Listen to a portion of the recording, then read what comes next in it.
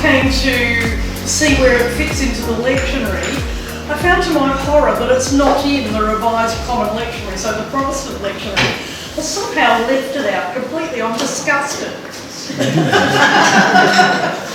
On the other hand, the Catholic lectionary has it very beautifully as part of the Easter Vigil.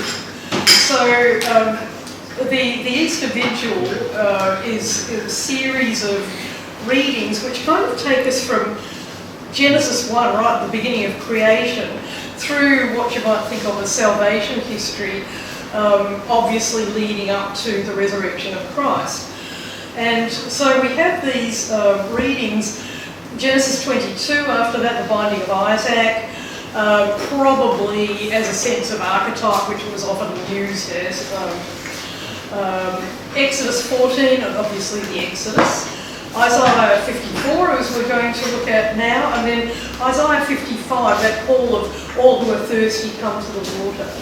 So it's with that in mind, I think it's quite interesting to think that there is something is seen in this as deeply part of that story, and a little bit of the kind of almost moment of movement from darkness into light. And the Easter Vigil was very much about darkness moving into light.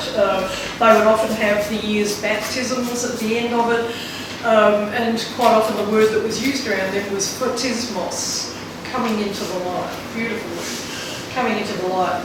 So it would then climax with the Eucharist, the celebration of the meal of bread and wine, in which it is understood that the risen Christ comes into the darkness of our lives in the bread and the wine.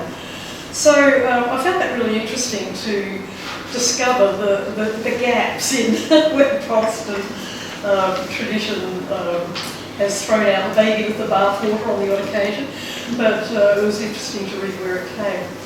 So Isaiah 54, I'm actually going to read through bits of this as we go, and again, circle, underline, do whatever you need to do. And what I want to do with the reading of it is introduce you to the glorious poetry of it. I would, my Hebrew is no longer quite good enough to do that in Hebrew.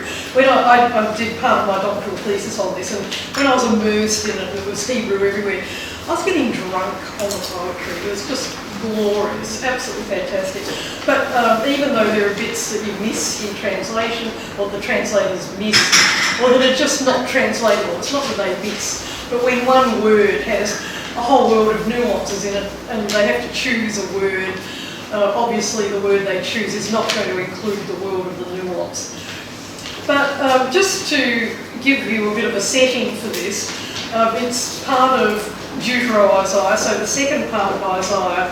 The Isaiah scroll is generally understood to contain three different sections. So 139, which is generally understood as going back to Isaiah of Jerusalem, the 8th century prophet, who was around at about the same time as Hosea, Amos, Micah, a few of those. And then the prophet of the exile, who has been subsumed under that name, but is an unknown writer from 40 to 55, and then another section from 56 to the end, 65, which seems to, and these are all very kind of seems to come from after the exile. So this section, Deutero-Isaiah or Second Isaiah, begins with chapter 40, comfort, comfort my people. And that kind of double comfort, that double call, I am he who comforts you, seems to be a typical part of the poetry of this particular prophet. There's also a lot of language that comes through compassion and covenant of peace and comfort, words that just weave their colours all the way through this block of material. And for the people first Isaiah is very much about the unholiness of the people and therefore the inability of the holy God to continue in this relationship. And even the call of the prophet in chapter 6 is to go out to these people, but I'm going to stop their ears up because they're not capable of hearing. So when all of that actually comes to pass and the Babylonians sweep them away and the place is destroyed, then the message changes to one of comfort. So if we think about this chapter as being part of that comfort, listen to the imagery. Sing, O barren one who did not bear. Burst into song and shout, you who have not been in labour. For the children of the desolate woman will be more than the children of her that is married, says the Lord. Enlarge the site of your tent, let the curtains of your habitations be stretched out. Do not hold back, lengthen your cords and strengthen your stakes, for you will spread out to the right and to the left, and your descendants will possess the nations and will settle the desolate towns. So it begins with this piling up of imagery. Barren one who did not bear, you who have not been in labour, desolate woman. And the image, and the prophets often use female imagery for Jerusalem and sometimes even for the other nations. And Jerusalem is often presented as this defiled, destroyed woman, sometimes who deserves it, sometimes just the sheer heartbrokenness of her God watching this happen and her bringing this on herself and God wishing something else could happen. So using that imagery, there's a sense of deep pathos there, that God is watching this and almost can't bear it. And so the promise of not just children but more children than you can possibly number, the overwhelming sense of reversal that is offered here in these first three verses. Spread out to the right and the left. Your descendants will possess the nations and settle the desolate town. Notice that the children of the desolate women, the desolate woman, are going to become descendants who will settle the desolate towns. So just that holding together in this envelope effect that we think of what we call an inclusio of desolation that holds this sense of enormous reversal that's going to happen. And then it picks up another theme, which is one that comes through in the prophets from time to time, and very strongly here, just listen. Do not fear, for you will not be shamed. Do not be discouraged, for you will not suffer disgrace. For you will forget the shame of your youth, and the disgrace of your widowhood you will remember no more. This prophet makes his point, assuming it's a hymn, no evidence to the contrary, makes the point by piling these very emotive terms on top of each other until by the time you've got through them, you're holding this emotion. And it just feels as if you're being invited to view this woman Jerusalem, this woman Israel, through God's eyes, and it's a view of deep, deep, deep compassion. So shame, disgrace, the repetition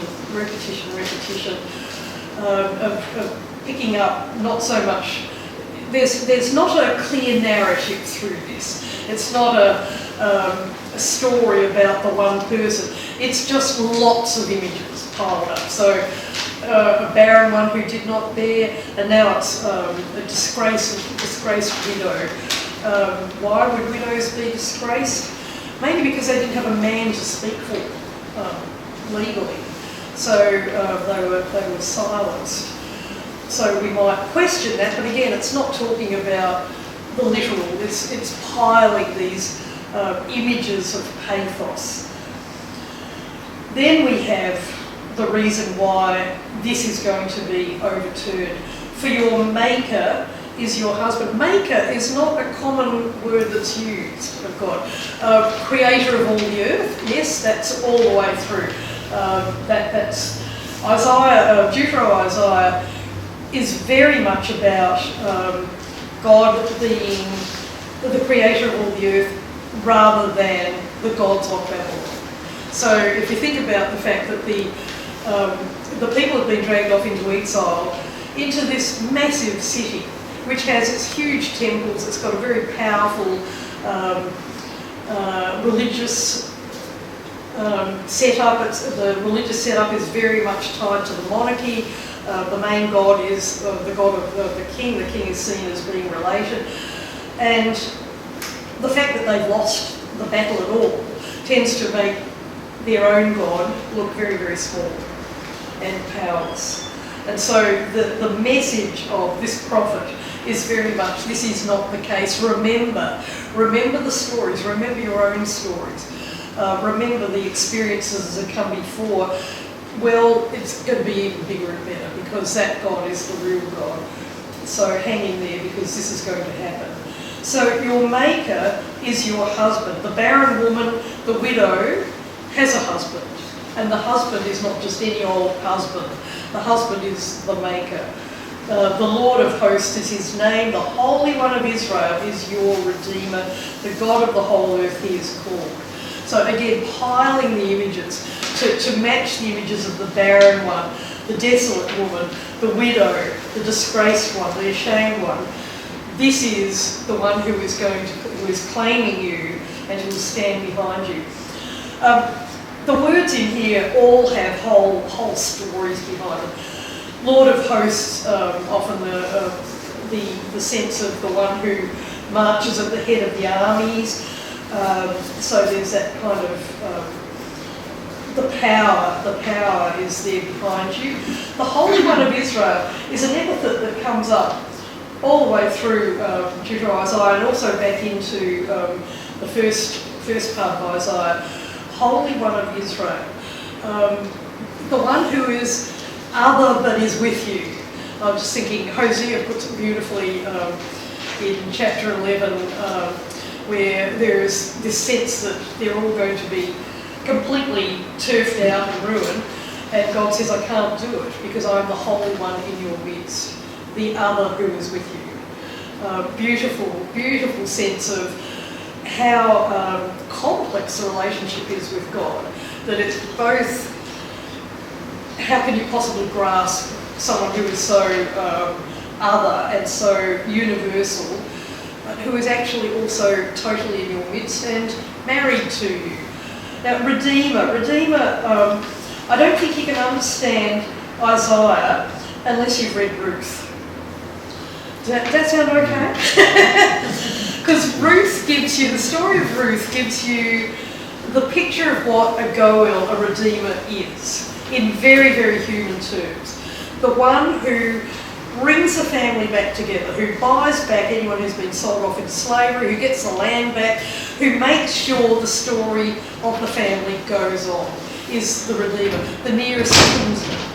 The one who has both the responsibility and the privilege of, in this case, marrying Ruth and making sure that Naomi's story will therefore be fulfilled and Ruth's dead husband will in fact have children, because the children that Boaz and Ruth have will be in fact seen as the child of her dead husband.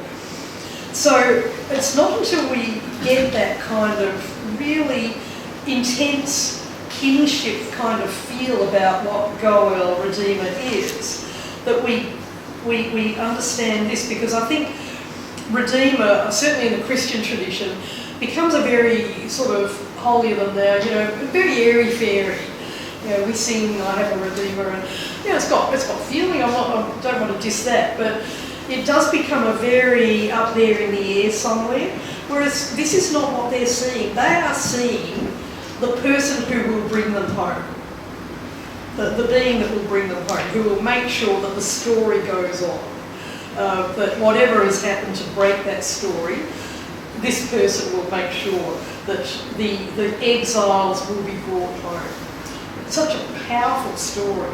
So just to say Redeemer is saying, you who have been cast out of your land, you who've been cut off from everything that gave you a sense of who you are and where you come from, that will be given back to you, because there is a Redeemer. So the God of the whole earth he is called. It sort of moves, pick up your Maker, Lord of hosts, Holy One of Israel, the God of the whole earth. By the time we get to that last one, it's kind of wrapping everything else up, that this one has everything in this one's hands. So then moves on to look for, and there are a lot of fours here, by the way, in Hebrew, which sort of says, this goes after that, or this comes before, and therefore this will happen.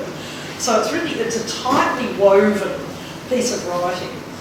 For the Lord has called you like a wife, forsaken and grieved in spirit, like the wife of a man's youth when she is cast off, says your God.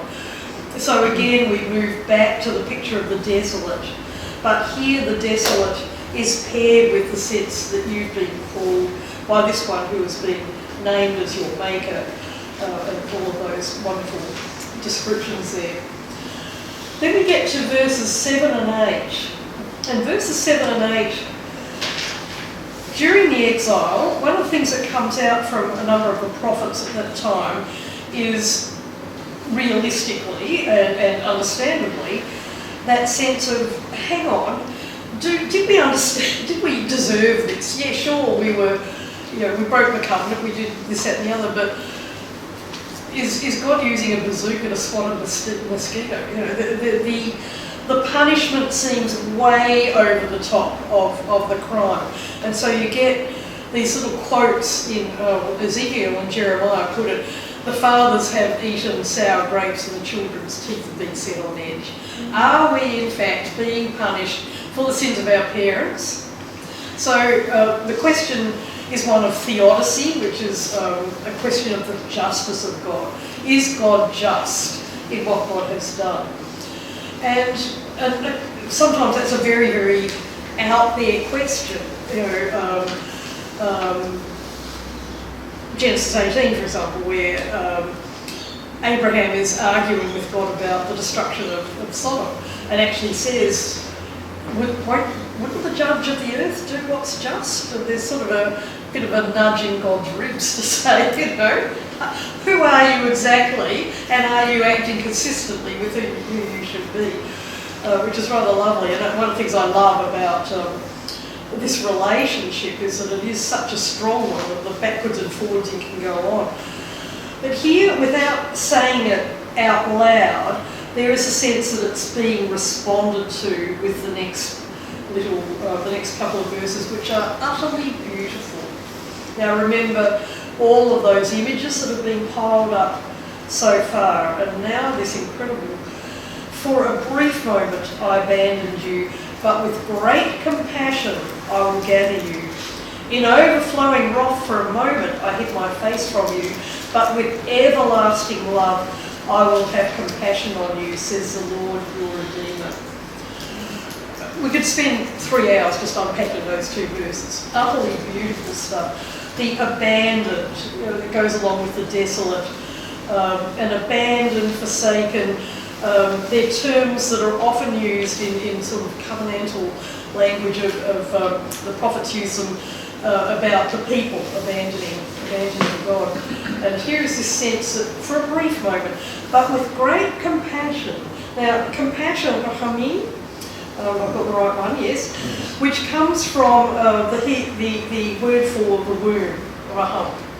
So there's this beautiful picture of the compassion of God as being the love of a mother for what grows in her womb.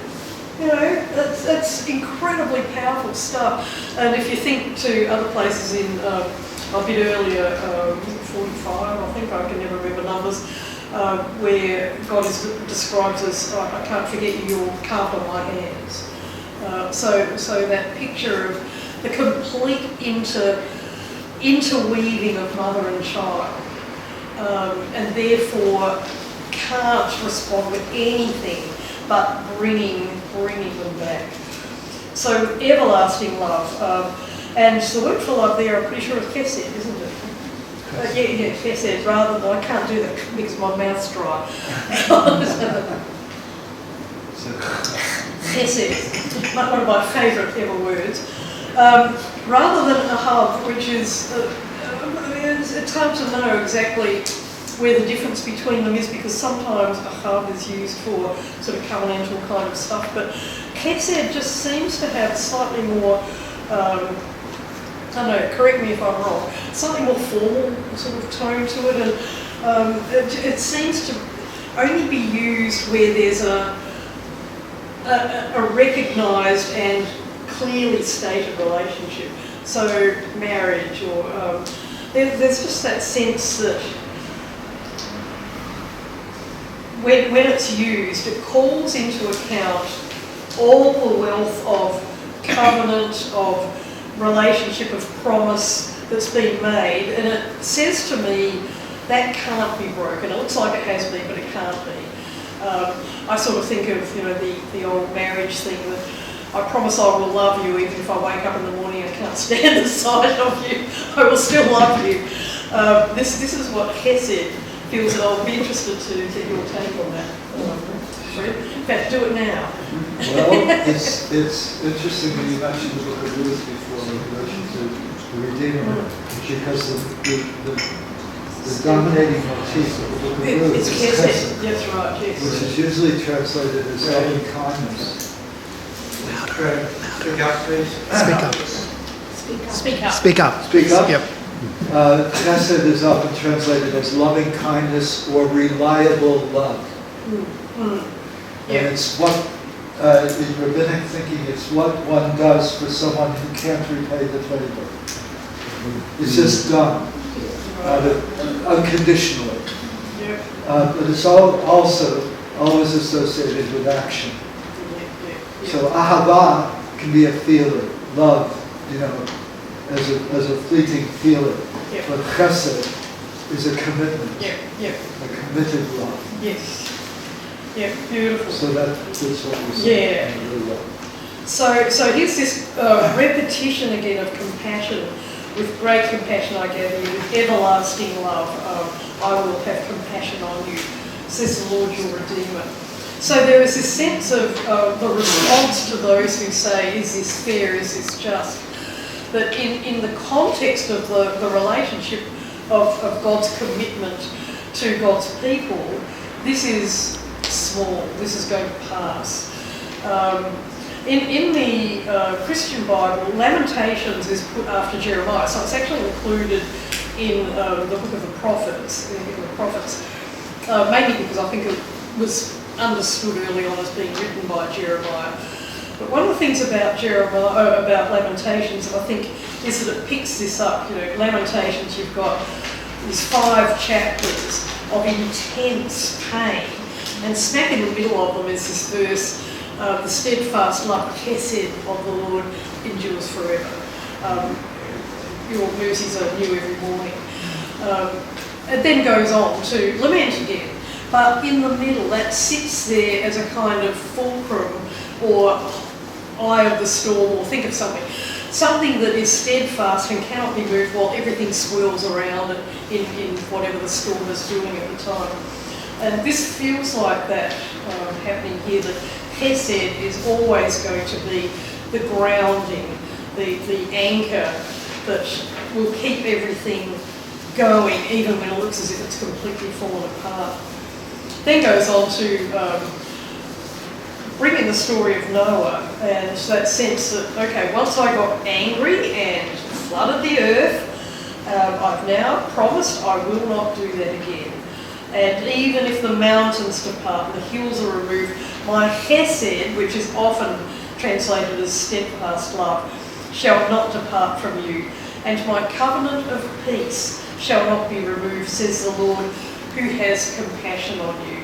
So that word compassion, repeated, it pops in there 3 times, which is always sort of something of an organising motif. If you see a word that's repeated several times, that sort of really draws your attention.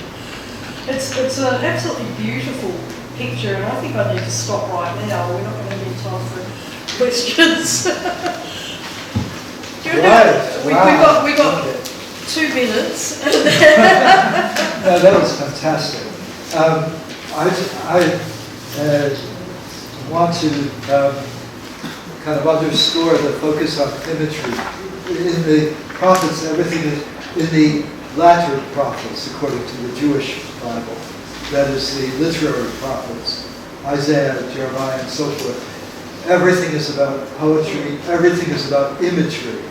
That's what makes them so difficult for modern readers, because we have to somehow penetrate that imagery. It's like having a code. We have to unlock the code. And a lot of it does have to do with the words that are used. So I really enjoyed, Meryl, your focus on the language and the subtleties, the nuances of the language. Whether they use the word rachamim as opposed to chesed, or whatever. It's really important which they're using at what time. But there are a couple of things that you spoke about that really come out for me. I mentioned before that between Tisha B'Av, which is the memorial day for the loss of the temple, you mentioned Lamentations there, and the Jewish New Year, there are 7 Sabbaths, and each one has a special haftarah on it for that time of the year, not connected to the Torah reading, which are all in the book of Deuteronomy, interestingly enough. And they're all from the same prophet, and that's the prophet Isaiah, and they're all from the second Isaiah, Deutero-Isaiah, which means they're all end of exile. They're post-exilic. They're the people, it's about the people returning. So they're all about consolation. You know, you've been exiled. You've done bad things. God has exiled. Now you are going to be restored, redeemed. The land will be redeemed. In other words, returned to you. And there's hope. These are all about hope. Some have used the word hope, but some don't. But that's basically what it's about. How do you convince a people who've been exiled from their land that there is hope in returning to their land? Clearly, some Jews weren't convinced because they didn't return. They remained in Babylon. First of all, like Naaman, they had a job there. You know, life was good there. Why would you leave this great metropolis to go back to this little village, Jerusalem, that nobody cares about anymore?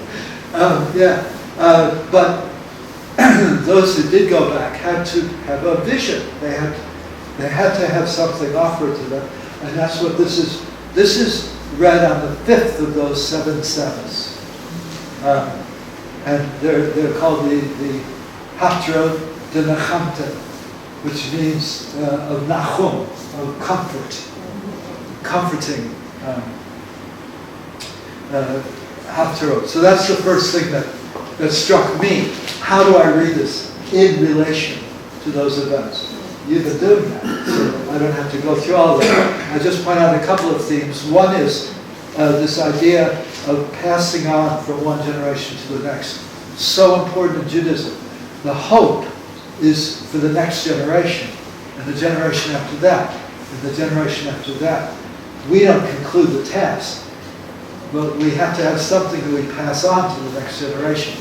So that idea of passing on from generation to generation is crucial. That's why it talks so much about you barren one, akara, the barren woman. You had no children, but you're going to have more children than those people who thought that they were lording it over you. You know, this is such an important theme in the Jewish context of redemption, of redeeming what had happened. I also, and that goes through the whole thing, by the way, in different ways. He also talks a lot about how what I did to you was little, but the love that you're going to get is great. Whether you buy that or not, that's what's here, you know? So God says, there's a lovely bit in verse 7. How is that translated in yours? For a brief moment I abandoned.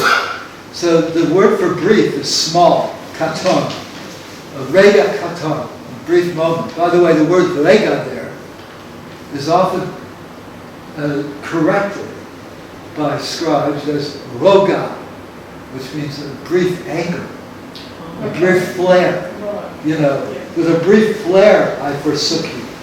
But with rachamim gidolim, great, gadol, huge, I will bring you back. So that contrast between katon and gadol, small and great, is really powerful, and it comes up again in verse 8, which you don't get from your translation. Your translation says, in overflowing wrath, for a moment, lega, the same term used, I hid my face from you, but with everlasting love, I will show compassion to you. So there's the everlasting versus the brief moment.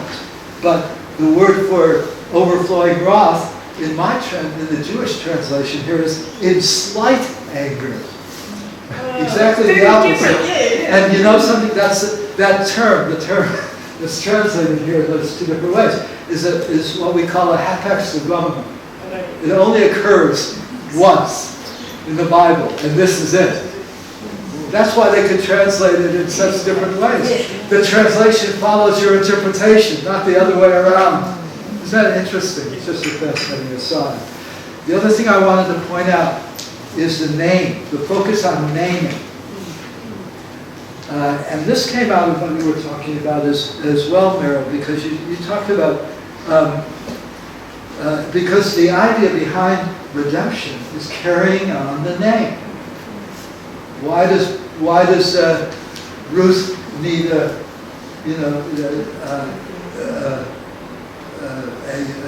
find someone to carry on her dead husband's name? That's what the role of Boaz is.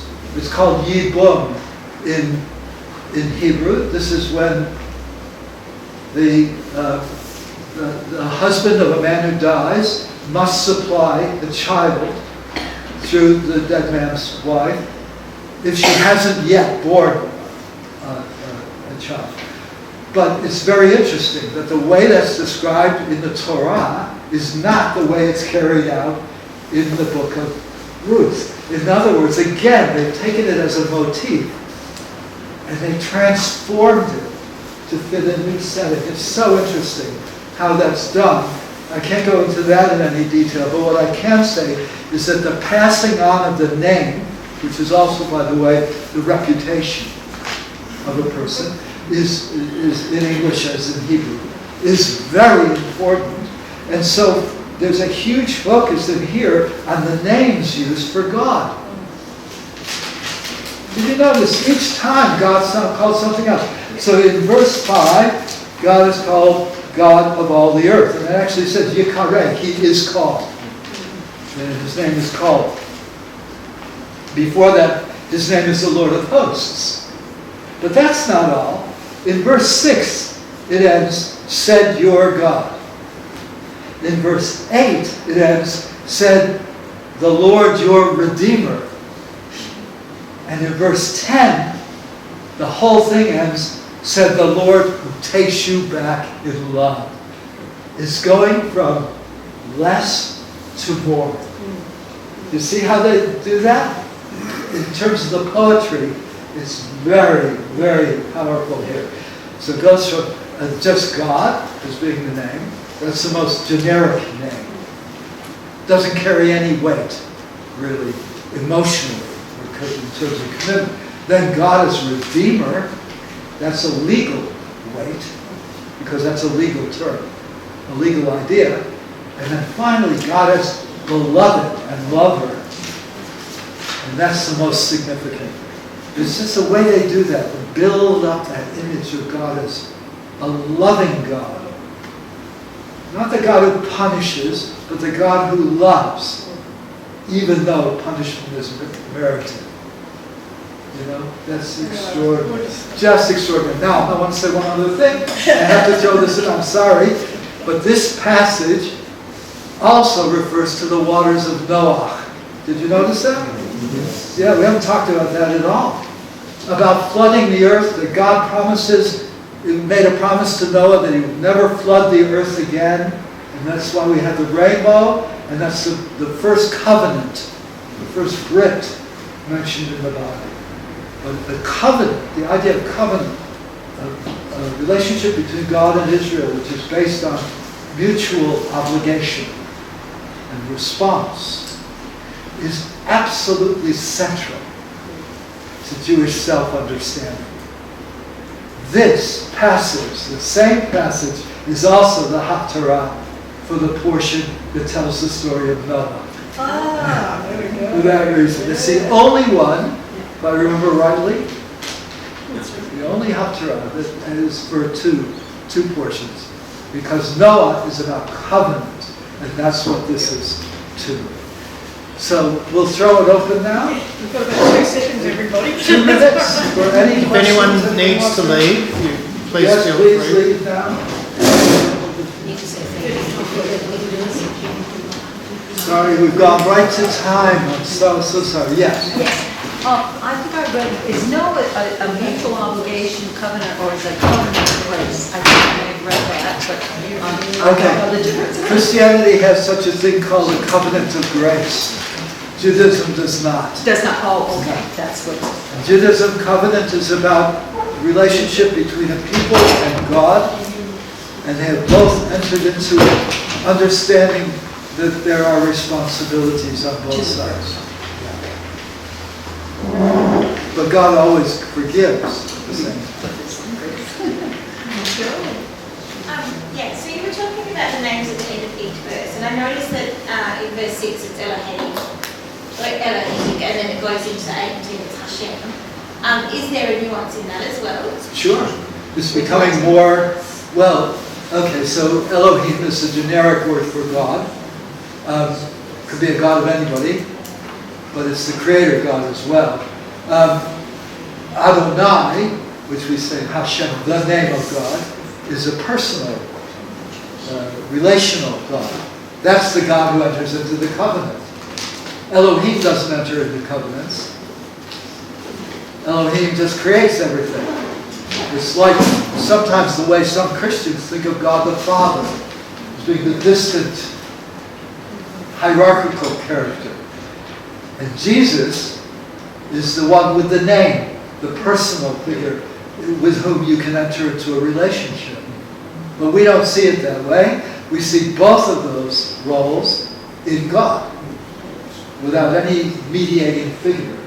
That's, by the way, the difference between Christianity and Judaism, in a nutshell. We're not even going to attempt the Trinity. That's next year. Yeah. Oh, no, it's not. That will be someone very different to me doing that. Lovely. Yeah, does that help? Does that Yes, help? that's great, Yeah. thank you. So as it moves towards love, as being the defining characteristic of this passage, that God, everlasting love, chesed olam, ha'olam, it moves from the generic God to the personal, relating God. And I think that's probably where we're going to have to stop this, or else we really could go on for the rest of the afternoon. To see the joy on your faces and the smiles communicating what a relationship of respect, a relationship that is open to dialogue, open to learning, open to changing, and open to, I guess, reading all of this with whichever news text or app that we choose to connect to the wider world, whichever that might be. So, Meryl and Fred, thank you on behalf of the Sisters of Our Lady of Sion and the Council of Christians and Jews. It's been a joy to be part of this dialogue. So thank you,